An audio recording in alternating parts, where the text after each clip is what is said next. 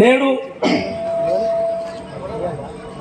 మన యొక్క నియోజకవర్గంలో జిల్లా స్థాయి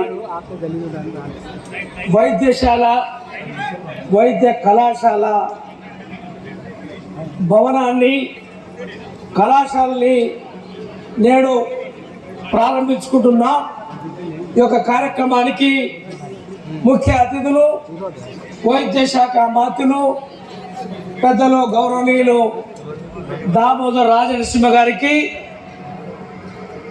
మరో ముఖ్య అతిథులు మన ఇన్ఛార్జ్ మినిస్టర్ గారు, రెవెన్యూ మినిస్టర్ గారు పొంగులేటి శ్రీనివాసరెడ్డి గారికి, మరో మంత్రి గారు మన జిల్లా మంత్రి గారు కొండా సురేఖ గారికి, గౌరవ పార్లమెంట్ సభ్యులు బలరాం నాయక్ గారికి, ఈ కార్యక్రమానికి మన అందరినీ కూడా ఆశీర్వదించి ఈ యొక్క కళాశాలని వైద్యశాలని పూర్తి మన యొక్క ప్రభుత్వం వచ్చిన తర్వాత ఈరోజు మన యొక్క జిల్లాలోనే మన నియోజకవర్గంలో మరి ఏదైతే దామోదర్ రాజనరసింహ గారు పెద్దలు, మన మంత్రివర్యులు, మన జిల్లా ఇన్ఛార్జి మంత్రి గారు, మన పూర్వ కలెక్టర్ గారు, ఇప్పుడున్న కలెక్టర్ గారు చాలా ప్రత్యేకమైన ఏదైతే ఈ యొక్క కార్యక్రమానికి ఈరోజు మనం ప్రారంభించుకునే అవకాశం కల్పించిన దాంట్లో మీరు ముఖ్య పాత్ర పోషించారు, అవకాశం ఇచ్చినారు. ఈరోజు వారి యొక్క సహకారంతో ప్రారంభించుకున్నామని చెప్పి ఈ సందర్భంగా మనం చేస్తా ఉన్నాను. ఈ యొక్క ఏదైతే వైద్యశాలని పూర్తి స్థాయిలో మన ఈ యొక్క ప్రాంతానికి వైద్యం అందించాలంటే మరి యొక్క ఆవరణలోనే ఈ యొక్క హాస్పిటల్లోనే మరి పూర్తి స్థాయి మరి యొక్క స్థాయికి ఏదైతే కెపాసిటీ ఉన్న ఆ బెడ్స్ ని అందించే అవకాశం ఈ యొక్క సంవత్సరంలోనే అందించాలని చెప్పి ఈ సందర్భంగా పెద్దల్ని మరి ఏదైతే కోరుతా ఉన్నారో తప్పకుండా వారు అందిస్తారని చెప్పి ఈ సందర్భంగా మనవి చేస్తా ఉన్నారు. అంతేకాకుండా ఏదైతే మన యొక్క కళాశాల ఈ యొక్క వైద్యశాలని పూర్తి స్థాయిలో మరి దీని సామర్థ్యానికి మరి ఏదైతే ఈరోజు ప్రొఫెసర్స్ కానీ అసిస్టెంట్ ప్రొఫెసర్స్ కానీ మిగిలిన వాళ్ళు కూడా అందించి పూర్తి వైద్యానికి మరి ఏదైతే ఆదేశం ఇచ్చి అధికారులకి ఈ యొక్క సిబ్బందిని పూర్తి చేయాలని చెప్పి ఈ సందర్భంగా పెద్దల్ని మరి కోరుతా ఉన్నాను.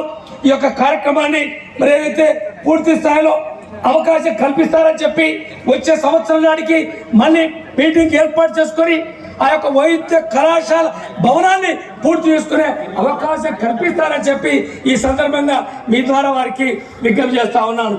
అంతేకాకుండా ఏదైతే ఈరోజు ఈ ప్రాంతం వైద్యశాలని కళాశాలని ప్రారంభించుకునే ఈ సందర్భంలో శుభ సందర్భంలో నర్సంపేట పట్టణానికి మంచినీటి సరఫరా 340 రోజులు 24 గంటలు అందించే కొరకు ఇప్పుడు వచ్చే నీళ్లు పూర్తి స్థాయిలో అవకాశం లేదు, అందించే అవకాశం లేదని చెప్పి 12 కోట్ల రూపాయలు డీ ఫ్లోరైడ్ నుంచి ఈ యొక్క పట్టణానికే నీళ్ళు అందించే కార్యక్రమాన్ని ఏర్పాటు చేయబోతా ఉన్నాం. అమృత్ స్కీమ్ లో 31 కోట్ల రూపాయలు ఈ రోజు మన యొక్క పునాది రాయిని వేసుకుంటా ఉన్నాం. అధికారులు వెంటనే ఇప్పటి వరకు ఏదైతే నల్లాలు ఈ యొక్క మున్సిపాలిటీ పరిధిలో అందించే అవకాశం మరి లేకపోయింది.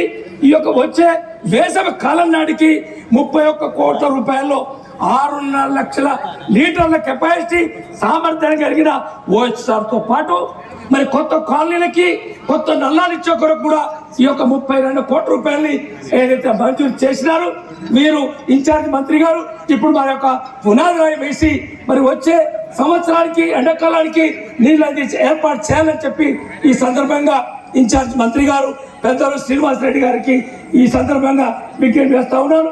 అంతేకాకుండా ఈరోజు బంజారా భవనం మన నియోజకవర్గంలో సుమారు 2,60,000 ఓట్లు ఉంటే అందులో 40,000 ఓట్లు ఉన్నాయి. 50 నుంచి 60,000 జనాభా ఉంది. వారికి కూడా 2 కోట్ల రూపాయలు బంజారా భవనానికి మరి పునాది వేసే కార్యక్రమం మరి బలరాం నాయక్ గారు మరి యొక్క పార్లమెంటు సభ్యులతోటి కూడా ఆ యొక్క కార్యక్రమాన్ని నిర్వహించబోతా ఉన్నామని చెప్పి ఈ సందర్భంగా మనం చేస్తా ఉన్నాను. కాబట్టి మిగిలిన కార్యక్రమాలు ఏదైతే రోడ్ల నిర్మాణం కానీ ఇతర ఏదైతే పాఠశాలలో మరి మోడల్ స్కూల్ ఇచ్చాం, సక్సెస్ స్కూల్స్ ఇచ్చాం, ఏదైతే కస్తూర్బా ఇచ్చాం, ఇంగ్లీష్ మీడియం అన్ని కూడా ఇచ్చినాము. మళ్ళీ ఈ రోజు మరి ఆనిస్టెంట్స్ కి నియోజకవర్గానికి ఇంటిగ్రేటెడ్ స్కూల్ ఏర్పాటు చేసే కొరకు ఏదైతే ప్రభుత్వం ఒక నిర్ణయం తీసుకున్నారు, వాడికి 25 ఎకరాల భూమిని మరి అదైతే సంపూర్ణంగా ఆ యొక్క సమగ్ర సర్వే జరిపించి ప్రభుత్వానికి అందజేశాం. అది తప్పకుండా ఈ మధ్య కాలంలో ఆ యొక్క పాఠశాలకి ఇంటిగ్రేటెడ్ ఆ యొక్క కాంప్లెక్స్ కి పునాది వేసే కొరకు అవకాశం కల్పించాలని చెప్పి ఈ సందర్భంగా మీ ద్వారా వారికి విజ్ఞప్తి చేస్తా ఉన్నాను. మిగిలిన సాగునీరు కానీ తాగునీరు కానీ మిగిలిన ఏదైతే మౌలిక వసతులకి రహదారులకు కూడా ప్రతిపాదనలు పంపించాం. కాబట్టి వాటికి కూడా ఏదైతే ఎక్కువ నిధులు అవకాశం ఇచ్చి మా యొక్క నియోజకవర్గానికి మరి ముందు భాగంలో ఉండే కొరకు సహకారం చేయాల్సిందిగా ఇన్ఛార్జ్ మంత్రి గారిని దామోదర్ రాజనరసింహ గారిని పెద్దల్ని సందర్భంగా మనవి చేస్తా ఉన్నాను. కాబట్టి సమయం చాలా కాలతీతమైంది కాబట్టి ఒక 2 నిమిషాలు 3 నిమిషాలు సభను ఉద్దేశించి మాట్లాడాల్సిందిగా మన గౌరవ పార్లమెంట్ సభ్యులు బలరాం నాయక్ గారికి ప్రత్యేకంగా 5 నిమిషాల్లోనే ముగించాల్సిందిగా విజ్ఞప్తి చేస్తా ఉన్నాను.